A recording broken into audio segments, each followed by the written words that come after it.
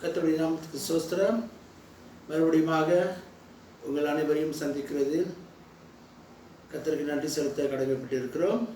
கர்த்தர் தாமே அவருடைய கிருபையினால் ஒவ்வொருவரையும் வழிநடத்துவாராக. நம் தலை வணங்கி ஜெபிப்போமாக. பரமபிதாவாகிய தேவனே, ஆண்டவரே, இந்த நாளிலும் நாங்கள் இங்கே கூடி ஆராதிக்க போற்ற இப்படி சத்திய வசனங்களை கேட்க நீர் கொடுத்த பாக்கியத்துக்காக நாங்கள் நன்றி செலுத்துகிறோம். ஆவியானவரே, உடைய பிரசன்னத்தினால் எங்கள் ஒவ்வொருவரையும் நீர் பலப்படுத்தி எழ வேண்டும் என்று கேட்டுக்கொள்கிறோம். எல்லா தடங்களையும் அகற்றும் தகப்பனே, நீர் தொடர்ந்து உடைய தெய்வீக கிருபையினால் எங்கள் ஒவ்வொருவரையும் நீர் தாங்கி கொண்டதுக்காக நன்றி. ஆபத்து தீங்கு மோசம் அணுகாதபடி பக்க பலனாக இருந்ததுக்காக நன்றி சுவாமி. இந்த நாளிலும் உடைய சத்திய வசனங்களை நாங்கள் ஆராய்ந்து பார்க்கும் பொழுது எங்களுடைய இருதயத்தின் கண்களை திறந்து உமக்கு நாங்கள் மகிமை செலுத்தவும் உம்மை ஆராதிக்கவும் போற்றவும் எங்கள் ஒவ்வொருவரையும் நீர் வழிநடத்தி அருள வேண்டும் என்று நேற்றும் இன்றும் இன்றும் மாறாத தேவன் நாமத்தில் ஜெபத்தை எடுக்கிறோம். தூய பிதாவே, ஆமென். ஆரம்ப வசனம் ஆதியாகமம் 22ஆம் அதிகாரம் 14ஆம் வசனம்.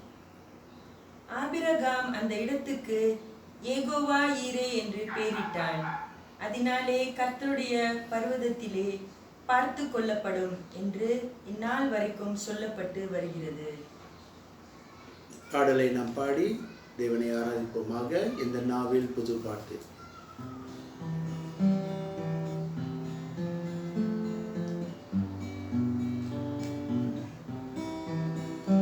இந்த நாவில் புது பாட்டு எந்தன் இயேசு தருகிறார். இந்த நாவில் புது பாட்டு எந்தன் இயேசு ஆனந்தம் கொள்வேன், அவரை நான் பாடுவேன் உள்ள நாள் வரையில். அல்லேலூயா. ஆனந்தம் கொள்வேன், அவரை நான் பாடுவேன் உள்ள நாள் வரையில். இந்த நாவில் புது பாட்டு எங்கள் இயேசு தருகிறார். சொல்ந்து கொள்கையில் தேவன் அவர் தீபமாய் என்னை தேற்றினார். பாவ இருள் என்னை வந்து சொல்ந்து கொள்கையில் தேவன் அவர் தீபமாய் என்னை தேற்றினார். ஆனந்தம் கொள்வேன், அவரை நான் பாடுவேன் உள்ள நாள் வரையில். அல்லேலூயா. ஆனந்தம் கொள்வேன், அவரை நான் பாடுவேன் உள்ள நாள் வரையில். இந்த நாவில் புது பாட்டு எந்தன் இயேசு தருகிறார். பாதை நோயும் வந்த போது வேண்டல் கேட்டிட்டார். பாதை காட்டி துன்பம் எல்லாம் இங்கு மீட்டிட்டார். பாதை நோயும் வந்த போது வேண்டல் கேட்டிட்டார். பாதை காட்டி துன்பம் எல்லாம் இங்கு மீட்டிட்டார். ஆனந்தம் கொள்வேன், அவரை நான் பாடுவேன் உள்ள நாள் வரையில். அல்லேலூயா. ஆனந்தம் கொள்வேன், அவரை நான் பாடுவேன் உள்ள நாள் வரையில். இந்த நாவில் புது பாட்டு எந்தன் இயேசு தருகிறார். சற்று விழுந்த என்னை அவர் தூக்கி எடுத்தார். நாற்றமெல்லாம் ஜீவ ரத்தம் கொண்டு மாற்றினார். சற்று விழுந்த என்னை அவர் தூக்கி எடுத்தார். நாற்றமெல்லாம் ஜீவ ரத்தம் கொண்டு மாற்றினார். ஆனந்தம் கொள்வேன், அவரை நான் பாடுவேன் உள்ள நாள் வரையில். அல்லேலூயா. ஆனந்தம் கொள்வேன், அவரை நான் பாடுவேன் உள்ள நாள் வரையில்.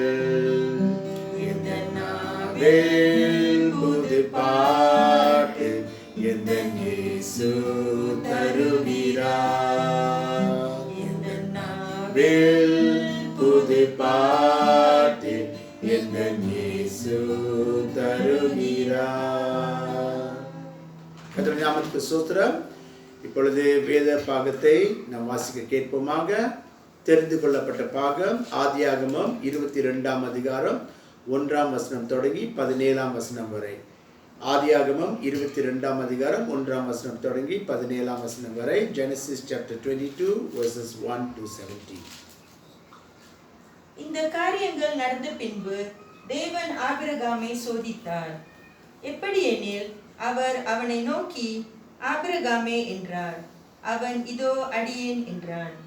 அப்பொழுது அவர், உன் புத்திரனும் உன் ஏகசுதனும் உன் நேசகுமாரனுமாகிய ஈசாக்கை நீ இப்பொழுது அழைத்து கொண்டு மோரியா தேசத்துக்கு போய் அங்கே நான் உனக்கு குறிக்கும் மலைகள் ஒன்றின் மேல் அவனை தகன பலியாக பலியிடு என்றார்.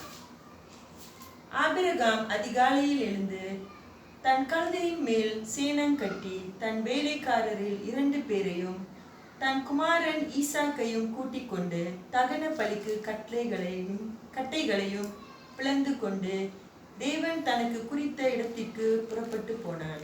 3ஆம் நாளில் ஆபிரகாம் தன் கண்களை ஏறெடுத்து பார்த்து தூரத்திலே அந்த இடத்தை கண்டான். அப்பொழுது ஆபிரகாம் தன் வேலைக்காரரை நோக்கி, நீங்கள் கழுதையை நிறுத்தி இங்கே காத்தீர்கள், நானும் பிள்ளையாண்டானும் அவ்விடம் மட்டும் போய் தொழுது கொண்டு உங்களிடத்தில் திரும்பி வருவோம் என்றான். ஆபிரகாம் தகன பலிக்கு கட்டைகளை எடுத்து தன் குமாரனாகிய ஈசாக்கின் மேல் வைத்து தன் கையிலே நெருப்பையும் கத்தியையும் எடுத்துக்கொண்டான். இருவரும் கூடி போனார்கள். அப்பொழுது ஈசாக்கு தன் தகப்பனாகிய ஆபிரகாமை நோக்கி, என் தகப்பனே என்றான். அதற்கு அவன், என் மகனே, இதோ இருக்கிறேன் என்றான்.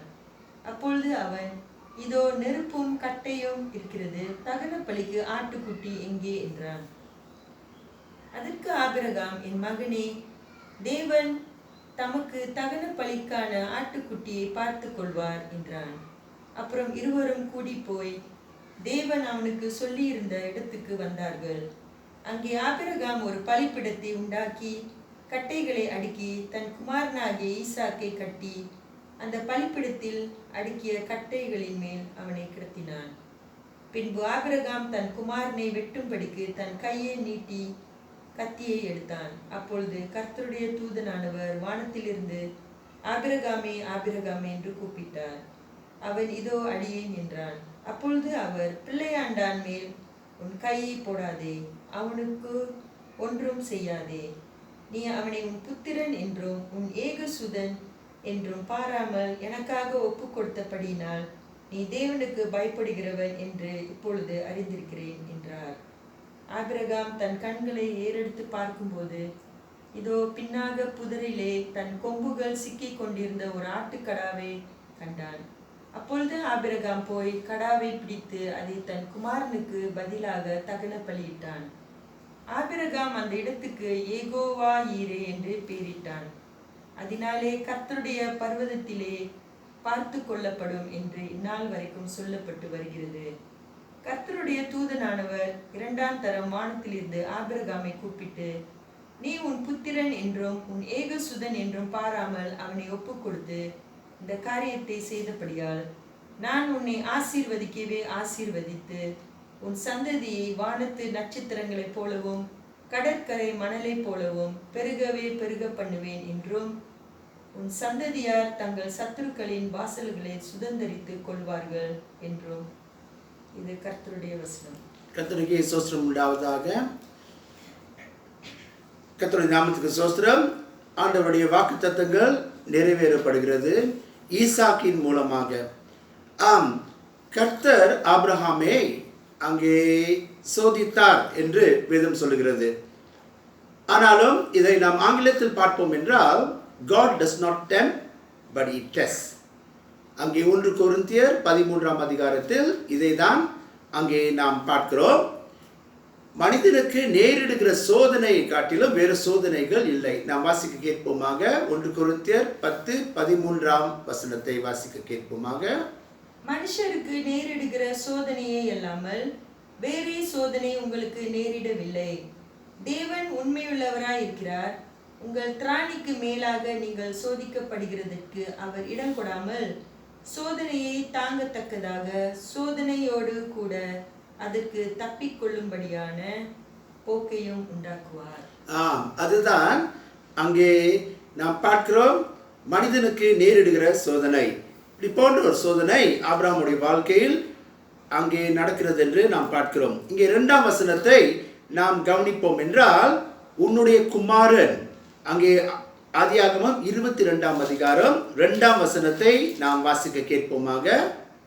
அப்பொழுது அவர், உன் புத்திரனும் உன் ஏகசுதனும் உன் நேசகுமாரனுமாகிய ஈசாக்கை நீ இப்பொழுது அழைத்து கொண்டு மொரியா தேசத்துக்கு போய் அங்கே நான் உனக்கு குறிக்கும் மலைகள் ஒன்றின் மேல் அவனை தகன பலியாக பலியிடு என்றார்.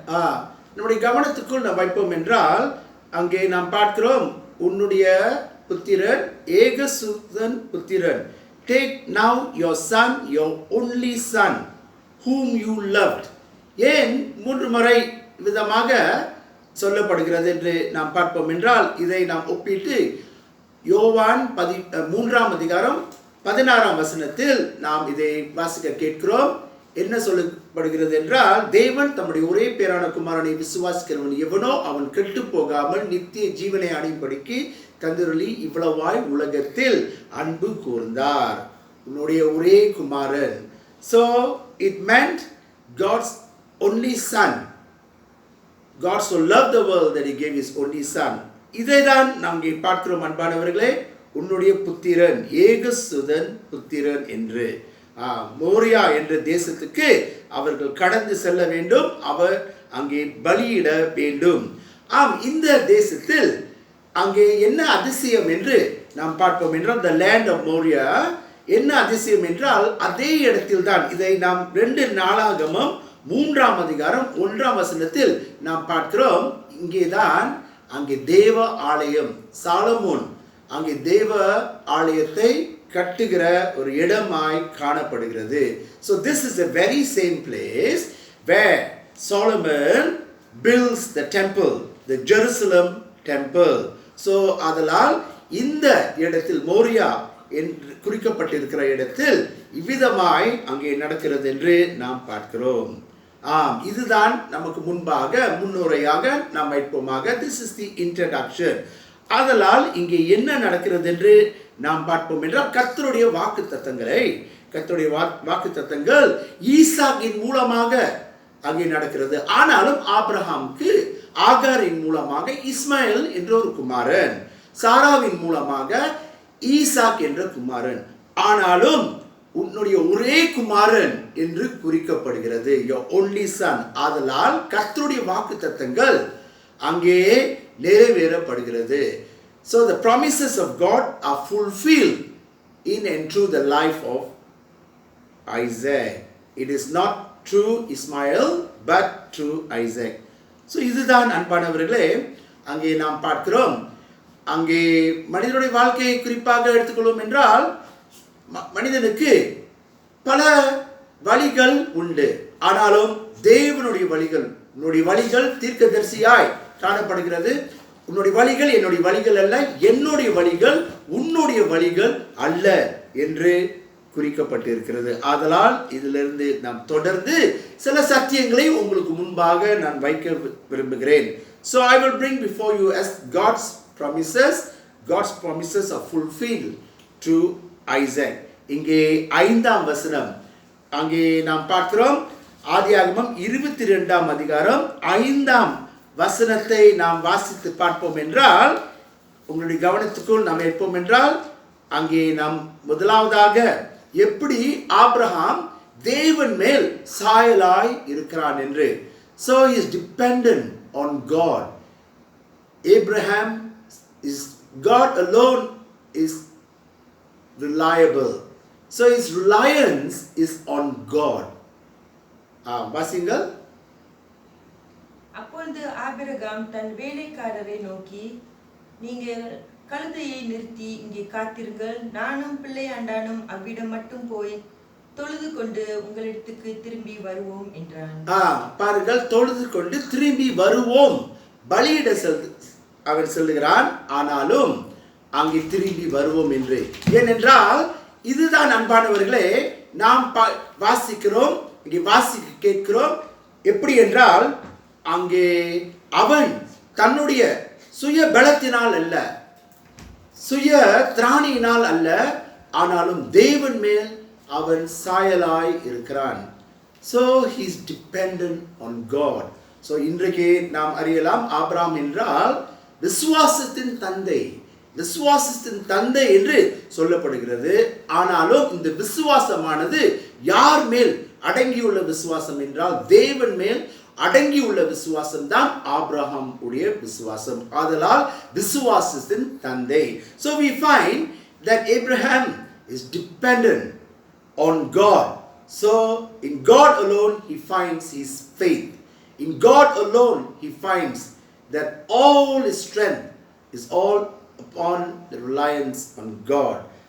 அதுதான் நம்மை சுற்றி இருக்கிற சூழ்நிலைகளை நாம் எடுத்துக்கொள்வோம் என்றால் அநேக சமயத்தில் இதுதான் ஆண்டவர் அங்கே நமக்கென்று கொடுக்கிறார்.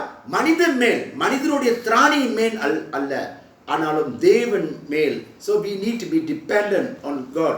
எப்படி போன்ற சூழ்நிலைகள் நேரிடலாம், ஆனாலும் நாம் தேவன் மேல் சாயலாய் இருக்கும் பொழுது கர்த்தர் அவருடைய வாக்குத்தத்தங்களை நிறைவேற்றுகிறார். So இந்த சோதனையின் மத்தியிலும் இந்த பரீட்சையின் மத்தியிலும் அவன் கர்த்தர் மேல் அங்கே சாயலாய் இருக்கிறான். So upon this test in the life of Abraham falls back on God. இதுதான் அன்பானவர்களே, going back to God. இதுதான் ஆண்டவர் வாக்குத்தத்தத்தை ஆபிரகாம் சாராளின் மூலமாக நிறைவேறப்படும் என்று சொல்லுகிறார். ஏனென்றால் ஈசாக்கின் மூலமாக இந்த காரியம் நடக்கும் என்று. ஆதலால் அவன் கர்த்தர் மேல் சாயலாய் இருக்கிறான். தொடர்ந்து நாம் பார்ப்போம் என்றால் அன்பானவர்களே, அங்கே ஆதியாகமம் 22:8 குறிப்பாக நம்முடைய கவனத்துக்குள் வைத்துக் கொள்வோம் என்றால், அதற்கு ஆபிரகாம், என் மகனே, தேவன் தமக்கு தகன பலிக்கான ஆட்டுக்குட்டியை பார்த்து கொள்வார் என்றான். அப்புறம் இருவரும் கூடி போய் 9 தொடர்ந்து வாசிங்கள். தேவன் அவனுக்கு சொல்லி இருந்த இடத்துக்கு வந்தார்கள். அங்கே ஆபிரகாம் ஒரு பலிபீடத்தை உண்டாக்கி கட்டைகளை அடுக்கி தன் குமாரனாகிய ஈசாக்கை கட்டி அந்த பலிபீடத்தில் அடுக்கிய கட்டைகளின் மேல் அவனை கிடத்தினான். கர்த்தர் பார்த்து கொள்வார். So God will provide. அதுதான் God will provide. அவனுடைய நிலைமையிலும் God will provide என்று. So Jehovah Jireh, கர்த்தர் பார்த்து கொள்வார், கர்த்தர் சகலத்தையும் அறிவார்.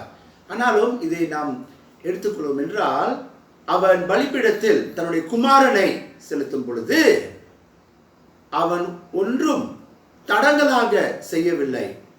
So there was no resistance from the son. அதுதான் தன்னுடைய தகப்பன் அவனை பலியிட போகிறான்.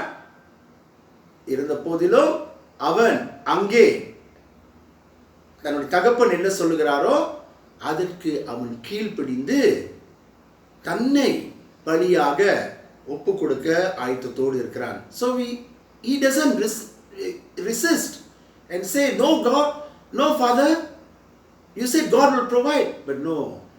அவன் கீழ்ப்படுகிறதை நாம் பார்க்கிறோம். இதில் அருமையான ஒரு காரியம் என்னதென்றால், அவன் கீழ்ப்படுகிற ஈசாக்கு தன்னுடைய தகப்பனுக்கு கீழ்ப்படுகிற ஒரு மகனாய் காணப்படுகிறான். எந்த நிலைமையிலும் அங்கே அவன் தகப்பனுக்கு அவன் கீழ்ப்படுகிறான்.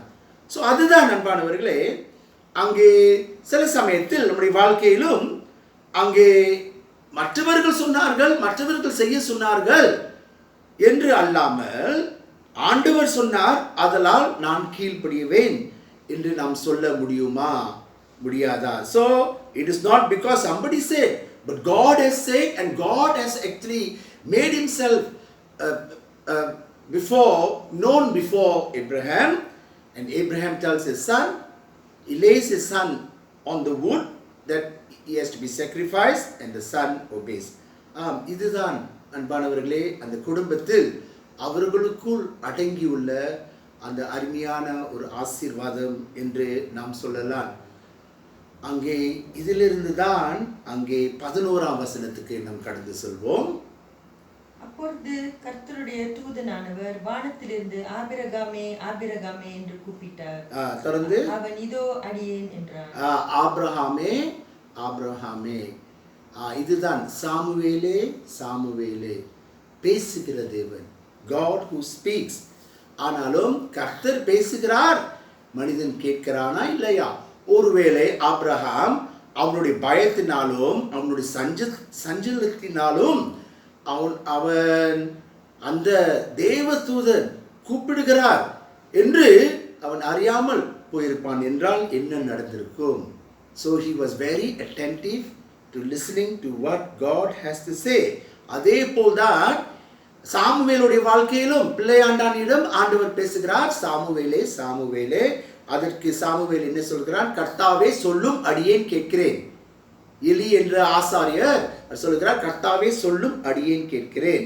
அந்த ஜனமே அங்கே கர்த்தர் தன்னுடைய மகத்துவத்தை வெளிப்படுத்துகிறார். அதுதான் அன்பானவர்களே, கர்த்தருடைய குரல் இன்றைக்கு நாம் எப்படி கேட்கிறோம்? அங்கே எத்தனையோ காரியங்கள் நடக்கலாம். ஆனாலும் இது தேவன் சொல்லுகிறாரா மனிதன் சொல்லுகிறானா? அதுதான் ஆபிரகாம் அங்கே கர்த்தர் மேல் சாயலாய் இருந்த நிமித்தம் அவன் வாஞ்சையோடு கேட்கிறான். So because his reliance was upon God, his willingness, and is very attentive to hear God's voice. ஒரு கதை இருக்கிறது. மெசச்சூசெட்ஸ் என்று ஒரு இடத்தில் இருவர்கள் அந்த தெருவில் நடந்து கொண்டு போனார்களாம். They were walking along the streets. அதில் நடந்த ஒரு சம்பவம். One was a black man, the other one was a white man. அந்த சமயத்தில் கிரிக்கெட், இந்த பூச்சி தெரியுமா, அந்த வெட்டுக்கொடி போல் இருக்குமே, அந்த பூச்சி கிரிக் கிரிக் கிரிக் கிரிக்னு சத்தம் விட்டதாம். எத்தனையோ சத்தங்களின் மத்தியில் there was car, there were buses moving, there was traffic so heavy, people were shouting and talking, but yet this man could identify in the midst of all this noisy street, he hears a cricket, crick crick crick crick shouting, and then he tells the other friend, I hear a cricket. And that man looked at him. அவர் இவனை பார்த்து கேட்ட ஒரு கேள்வி என்னதென்றால், in this busy street a cricket? Yes, it's a cricket. So sure enough there was a bush. அங்கே போய் பார்க்கும் பொழுது நிச்சயமாக இந்த புஷ்ஷை நீக்கி பார்க்கும் பொழுது there was a cricket. ஏனென்றால் because this man was a farmer. So அதனால் he identifies and he knew. அதுதான் அன்பானவர்களே, தேவ பிள்ளைகள் எப்பொழுது தங்களுக்குள் பயபக்தியோடு வாஞ்சையோடு கர்த்தர் பேசுவாரா, கர்த்தருடைய வார்த்தைகளை கேட்க நாம் ஆவலோடு இருக்கிறோம் என்று நாம் எப்பொழுது நமக்குள் ஒரு வாஞ்சை ஏற்படுகிறதோ உடனே ஆண்டவர் பேசுகிறார். God is talking to us. God speaks. இன்றை வரை கர்த்தர் பேசுகிறார். ஆனாலும் மனிதனுக்கு ஏதாவது ஒரு முக்கியமான ஒரு தீர்மானம் எடுக்க வேண்டும் என்றால் உடனே அவன் என்ன செய்கிறான்? மற்றவர்களுடைய ஆலோசனையை கேட்கிறான். So he goes and seeks advice when the important decision has to be made, not waiting upon the Lord. அதுதான் ஏசாயா தீர்க்கதரிசி விதமாக 40ஆம் அதிகாரம் 31ஆம் வசனத்தில் சொல்கிறார், கர்த்தருக்குள் காத்திருக்கிறவர்கள் புது பலனை அடைவார்கள். They that wait upon the Lord shall be renewed in strength. தேவனுடைய வார்த்தைகளை ஆண்டவர் பேசிக்கொண்டே இருக்கிறார், தேவனாக இருக்கிறார். ஆனாலும் கேட்கிறதுக்கு செவிகள் உண்டா? கர்த்தர் பேசுகிறார். ஒரு ஆபத்து வருகிறது என்றால் கர்த்தர் எச்சரிக்கைப்படுத்துகிறார். ஒரு பிரச்சனை நேரிடும் என்றால் கர்த்தர் வெளிப்படுத்துகிறார். நாம் கேட்காமல் போகிறது நிமித்தம் தான் பிரச்சனைகள் நம்மை சூழ்ந்து கொள்கிறது. So half the problems out there can be resolved if we can only hear what God is saying to us. அவருடைய வார்த்தையின் மூலமாக, தீர்க்கதரிசிகளின் மூலமாக, ஆசாரியர்களின் மூலமாக கர்த்தருடைய வார்த்தைகளை நாம் கேட்க முடியும். இதுதான் அன்பானவர்களே, அவன் கேட்கிறான் கர்த்தருடைய குரலை. தேவ தூதரின் மூலமாக கர்த்தர் பேசுகிறார். அந்த சமயத்திலும் உன்னுடைய குமாரனின் மேல் you should not cause any harm. ஏனென்றால் கர்த்தருடைய வார்த்தைக்கு நீ பயந்தது நிமித்தம், because you feared God, and you're willing to offer, கர்த்தருக்கு பயந்தது நிமித்தம், you need not have to. அதனால் கர்த்தர் அங்கே ஆபிரகாமுக்கு அதை கர்த்தர் பார்த்து கொள்வார் அல்லவா? God is a provider. So அங்கே ஒரு ஆட்டுக்குட்டி அங்கே முள் செடியில் அவன் கண்டான், அதை அவன் பலி செலுத்துகிறான். ஆனாலும் இந்த 13ஆம் வசனத்தை பாருங்கள். இதுக்கு முன்பதாகவும் அங்கே மோரியா தேசத்துக்கு அவன் கடந்து செல்கிறான். Land of Moriah. கண்களை ஏறெடுத்து பார்க்கிறான். இங்கேயும் கண்களை ஏறெடுத்து பார்க்கிறான். அதுதான் சங்கீதம் 121ஆம் சங்கீதம். உதவி வரும், நான் கண்களை கர்த்தருக்கு நேராக ஏறெடுத்து பார்க்கும் பொழுது அந்த கீதம் இருக்கிறது அல்லவா? உதவி வரும், கண்களை நான் ஏறெடுத்து பார்க்கும் பொழுது. So there is help. Where does my help come from? My help comes from the Lord. அதுதான் அன்பானவர்களே, இன்றை வரை மோரியா என்றால் கர்த்தர் பார்த்துக் கொள்வார். The Lord will provide. whatever, எந்த தேவைகள் இருந்தாலும் சரி கர்த்தர் பார்த்துக் கொள்வார். அதனால் மறுபடியுமாக நாம் நம்மை ஞாபகப்படுத்திக் கொள்வோமாக. ஆபிரகாம் கர்த்தர் மேல் சாயலாய் இருக்கிறான். He relies on God. கர்த்தர் மேல் அவன் சாயலாய் இருக்கிறான்.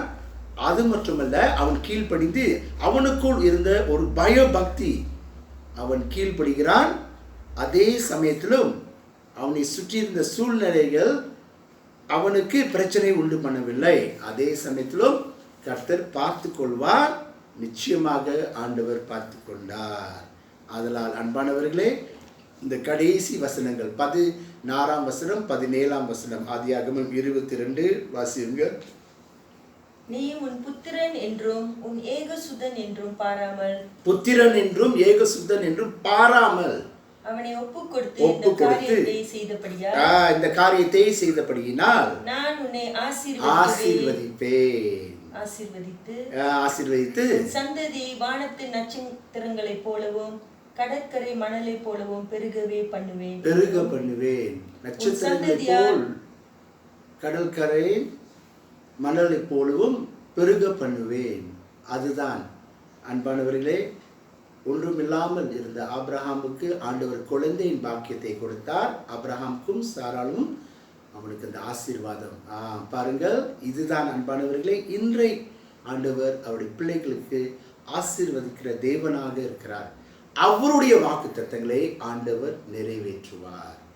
எந்த நிலைமை இருந்தாலும் சரி, எப்பொழுது நம் பயத்தோடு அவர் மேல் சாயலாய் இருந்து கர்த்தர் பார்த்து கொள்வார், ஒன்றுமில்லாமல் இருந்த நிலைமையிலும் பார்த்து கொள்வார் என்று சொல்லும் பொழுது கர்த்தர் நிச்சயமாக பார்த்து கொள்வார். அதுதான் Jehovah ஜாயிரே, the Lord will provide. கண்களை மூடி நாம் ஜெபம் செய்வோமாக. ஒரு நிமிடம் மௌனமாக இருந்து வாக்குத்தத்தங்களை நாம் கர்த்தருக்கு முன்பாக நாம் கேட்ட வாக்குத்தத்தங்களை நாம் பற்றி கொள்வோமாக.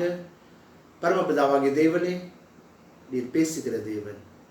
ஆனாலும் அநேக சமயத்தில் சுவாமி, நாங்கள் கேட்க முடியாமல் இருந்த நிலைமையிலும் நீர் தொடர்ந்து பேசிக்கொண்டே இருக்கிறீர். நீர் உம்முடைய சத்தியங்களை நீர் வெளிப்படுத்துகிறீர், உம்முடைய சித்தத்தையும் நீர் வெளிப்படுத்துகிறீர். ஆதலால் ஆபிரகாம் இவ்விதமாக அவன் கேட்டபடியினால் அவனுடைய வாழ்க்கையில் ஆசீர்வாதங்கள் அங்கே பெருக பண்ணினீர்.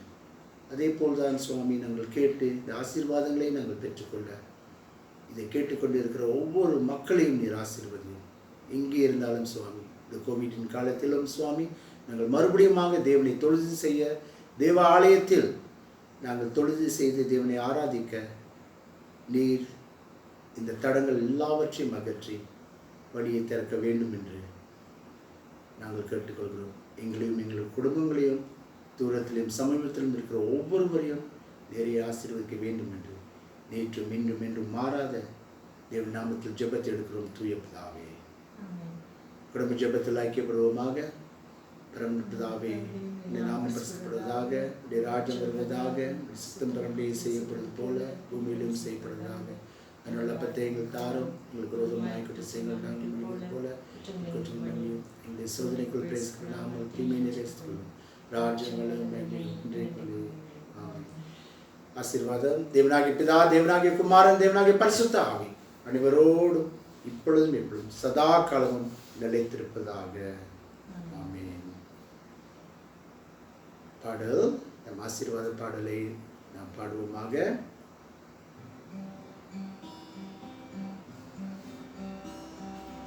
உந்தன் ஆசீர்வாதம் எனக்கு போதுமே,